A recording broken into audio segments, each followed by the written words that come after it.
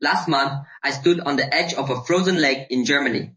The water temperature was 0 degrees Celsius, and there I was, a teenager born and raised in Vietnam, a country where locals start wearing jackets when it drops below 20 degrees, about to jump into that water for an ice swimming challenge. Yes, ice and swimming together on purpose. Zollhaus Open German Championship, registered under the International Ice Swimming Association. That day, I stood next to athletes twice my size, probably twice my age, and definitely twice as experienced with snow. And I remember looking at the podium thinking, how did a tropical kid end up here?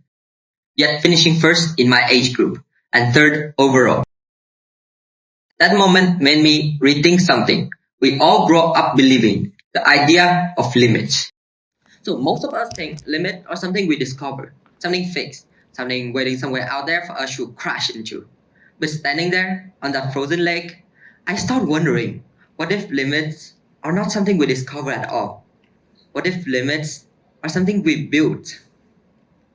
So, um, la, um, to prepare for this competition, I trained with cold immersion for 30 consecutive days.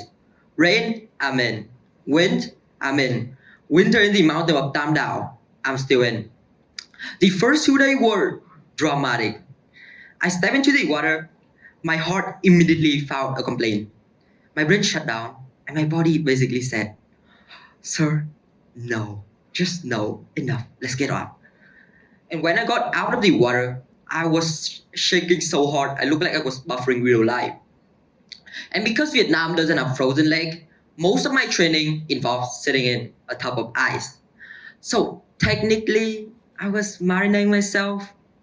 But something interesting started to happen. While the water didn't get warmer, I started getting better at handling it. Day by day, the shock lasts a little shorter. The cold felt slightly less impossible. And that's when I realized something important. Sometimes what we call a limit is simply something we haven't trained for yet. Okay, before Germany, I had been swimming in the Red River for 1 year.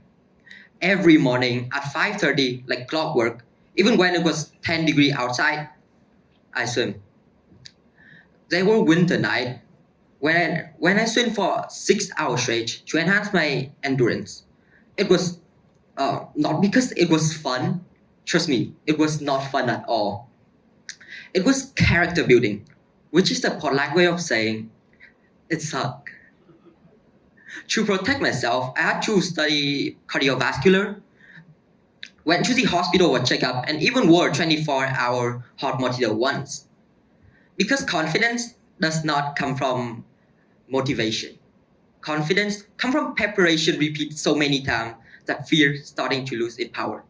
Okay, so back to the ice swimming event.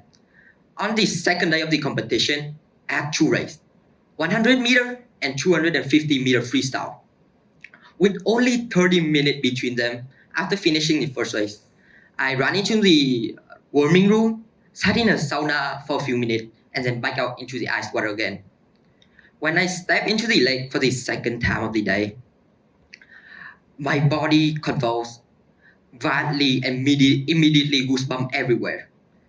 It felt colder than before. The race start, first lap was fine, but after a while, something strange happened to my body.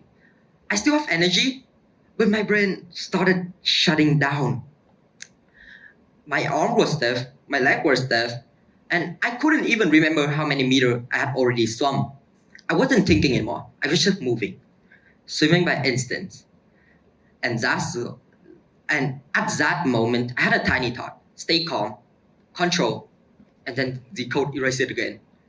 But that moment taught me something powerful. When you push your limit, you're not competing with other people. You're negotiating with your own chaos. And I don't conquer the code. I learn to function inside it. So, what does success felt like? Standing on the podium felt good, but you know what felt better? It is reminiscing the morning I didn't want to wake up, the days I was shaking uncontrollably, and the doubt before I even start. the medal lasted moment with the growth state. Because success wasn't the result. Success was becoming stronger and having more belief in myself. 1 year ago, I was just a typical kid living in an apartment building. Now, I swim in frozen lake. Not, I didn't become superhuman. I just became more consistent. And in conclusion, limits are not something we find. My experience taught me something different. Limits are not war waiting for us somewhere out there. Limits are boundaries that move every time we prepare, train, and try again. In other words, limits are not discovered, they are built. If you have dream, don't wait until you're ready. Start because readiness is not something you find. They are built. Thank you.